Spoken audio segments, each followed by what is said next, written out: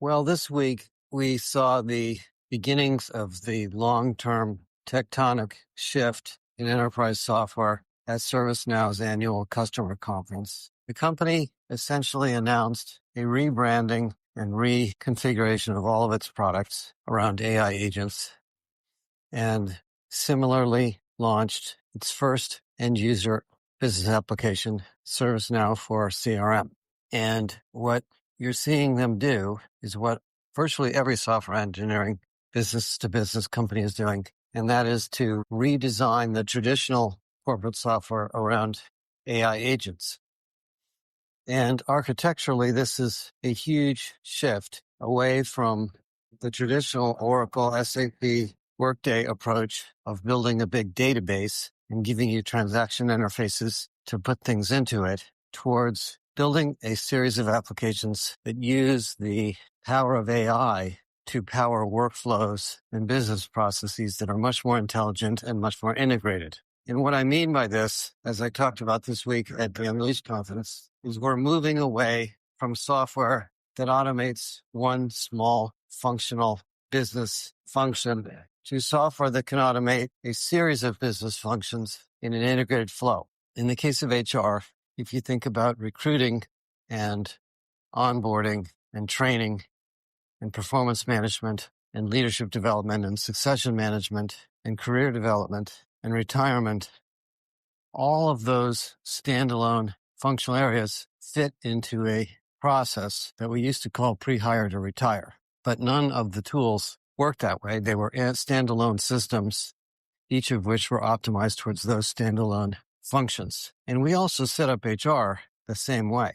That old functional isolation approach goes back to the industrial age, when we had factories and jobs that were very structured around the functional areas of a manufacturing process. Companies don't work that way anymore, especially in HR. All of these things are stitched together.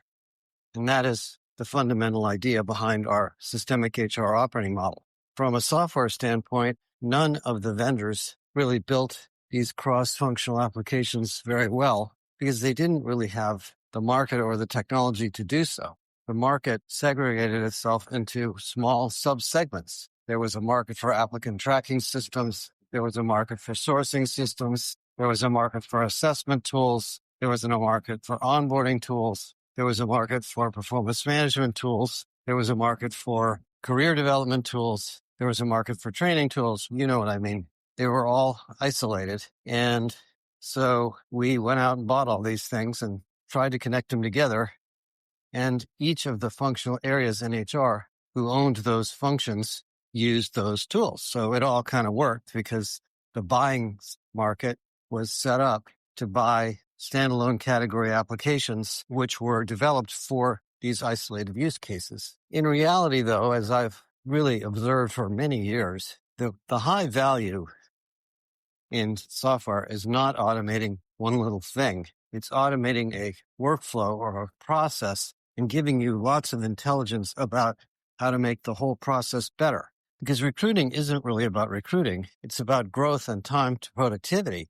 The reason we recruit somebody is not because we want to have another headcount in the company generating expense. It's because we want to have another headcount in the company generating revenue or profit or product innovation or something else. So why would we measure the value of recruiting by how quickly we hired them, when that actually isn't really that important? What's really important is how quickly they add value, or how quickly they improve things in a real business context. And so the way we measure stuff and the way we build things was not really designed in an optimal way. Now, I'm not the first one to think of this, of course, because analytics firms have been trying to build analytics tools that do this for a long time. But we actually can do this with AI. And I've spent a lot of time with a lot of vendors, maybe criticizing them a little bit, that they're not thinking this way enough, because I'm seeing it this way everywhere now in my mind. Every single thing that was developed in my domain of HR that was a standalone process, including things like payroll and, simple things like that, should be reimagined, redesigned around an agent. And I think there's this picture that keeps appearing from different architectures and vendors that we're going to have all these little agents talking to each other. There's going to be a little payroll agent, a little onboarding agent, a little performance management agent, and all that. I don't think that's actually the way it's going to work. It may look like that for a little while. I think there's going to be an integrated agent flow that's going to manage all this stuff. And that's where the big value is going to be. Right now, you've got these weird visions like from Salesforce that we're going to have human agents that are like humans doing isolated little things, little clusters of tasks. I don't think that's the way it's going to go at all. Because if I was a software engineer building an agent for onboarding, I would immediately think about the flow from before onboarding through after onboarding. And since AI is so flexible in the technology, I can do that using the intelligence of the data that comes before and the intelligence of the data that comes after. I don't have to redesign the whole system to do a more integrated workflow. If you go inside a company like SAP or Workday, for example, or most of the HCM companies, what you find is product managers are focused on one small thing because that's the way they've developed their software. So when you go to the trade shows and you look at their demos, they'll show you a module that does this one thing. They don't realize, or they're not thinking, or they're not able to understand that actually in the company, that one thing isn't that useful without all the other things with it. So they actually kind of sell the product as if it had a bunch of little mini apps in it, each of which were designed for a different person. Now, the integrated demos, of course, show the whole process, and that's, ultimately the reason people buy these software tools. But in reality, they don't really do that very well. And I think it goes back to the concepts of ERP, which come back, by the way, from the 1970s, 1980s, where the definition of ERP was enterprise resource planning, or really treating business processes like a manufacturing company treats parts, supply chain, and the development of a physical object. And human capital management, by the way, even the name of it is a little bit old because we're thinking of the human capital like the physical capital, and we're treating the development and performance of a person like the development of a car, where first we have to get this part, and then we have to get that part, and then we have to build this subassembly, and then that subassembly goes into the next subassembly. That's not the way things work, as you know, in HR. So this is a big, big shift. It's not going to happen overnight, but it's going to happen pretty fast because there's so much innovation and creativity in the software industry, and it's so easy to build apps in an agent system, and the data intelligence comes built in from the LLM or LRM. You don't have to build that because it's already there. You can use the ones that are available. We're going to have a lot of these integrated workflow apps. And I talk to vendors all the time that have built a standalone system for, say, coaching, for example. That's a big one.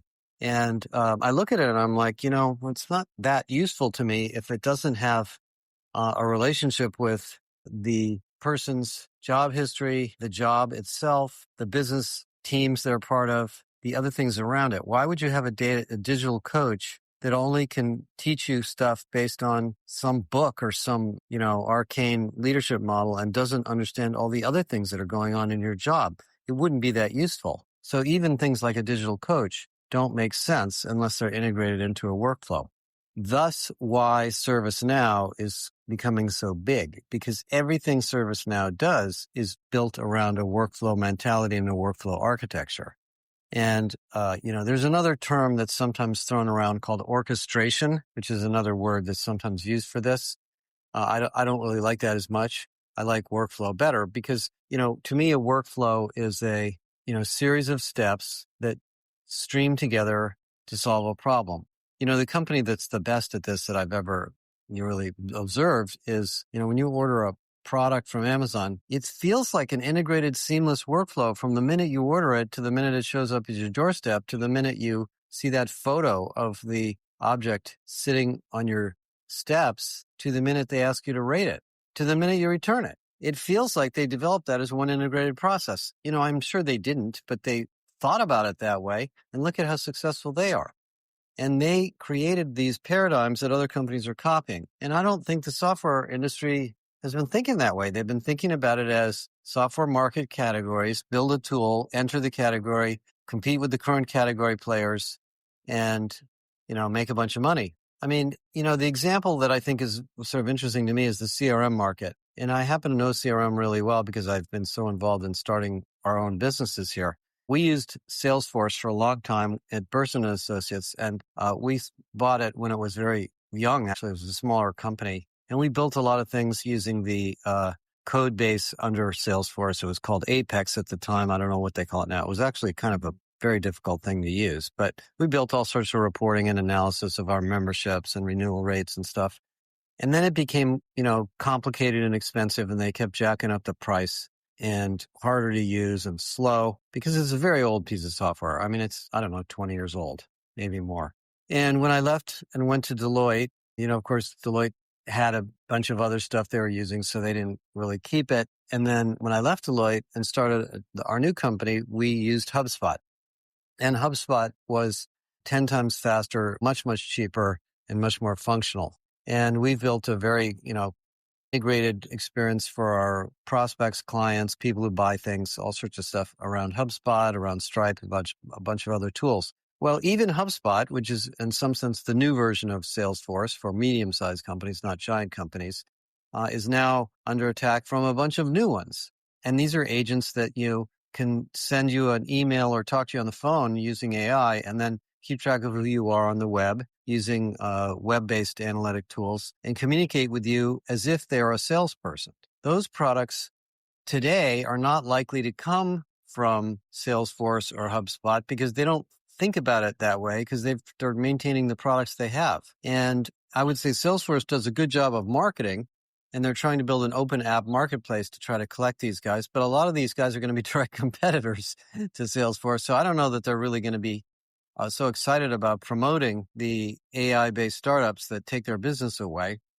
But it's going to happen. And, the startups and the younger companies that need CRM in the next decade are going to probably use a new generation of tools. That is going to happen in HR. It hasn't happened yet, but it will. There will be another new Workday. Workday is a great company, really, really successful company. I admire them tremendously. They were invented in 2006, 2007 to be the pioneer of the web, of the cloud. That was all. Their whole strategy was to be a cloud architecture-based system, not an AI-based system. There was no AI at the time. And that is what made them so successful because they beat SAP and Oracle and all the other HCM vendors to market in the days when we wanted cloud-based architectures. Same thing's going to happen again.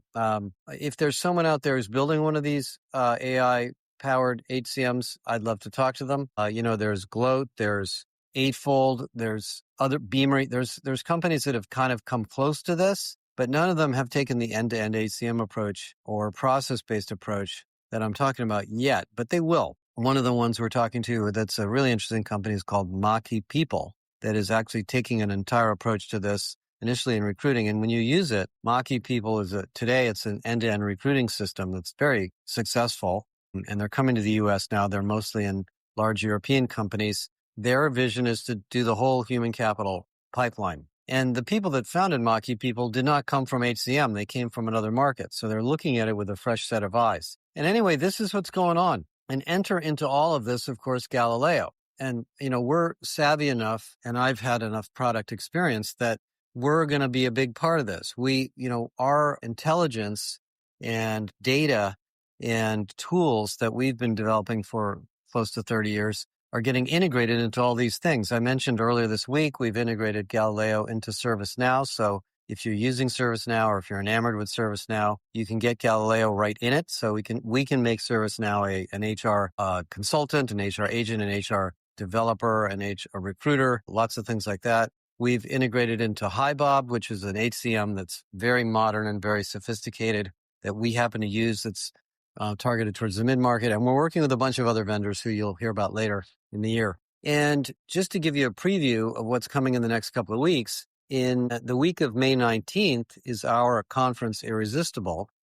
And not only are we going to have a lot of amazing people there and sharing just incredible stuff about their HR functions and their strategies and their AI projects and their recruiting and learning and career development and skills and all that, we're going to launch the next big part of the Galileo strategy. And I call it a part because what you're going to see is an add-on or a new piece of the Galileo family that moves Galileo into an even more interesting direction that every company needs. And I will leave it at that. And you guys can stay tuned until a couple of weeks to hear more about it. So anyway, that's what's going on in HR tech. I just spent 3 days on this at Unleash, and we're happy to talk to you about your strategy. I think a lot of you are going to want to rethink your long-term tech architectures, going to do a lot of investigation of the market. You're going to have to look around at some of these new tools, but you're going to be encouraged to do this because your IT department is undoubtedly looking at AI everywhere in the company, and they're going to expect you to do the same thing. Thanks a lot. Talk to you guys again soon.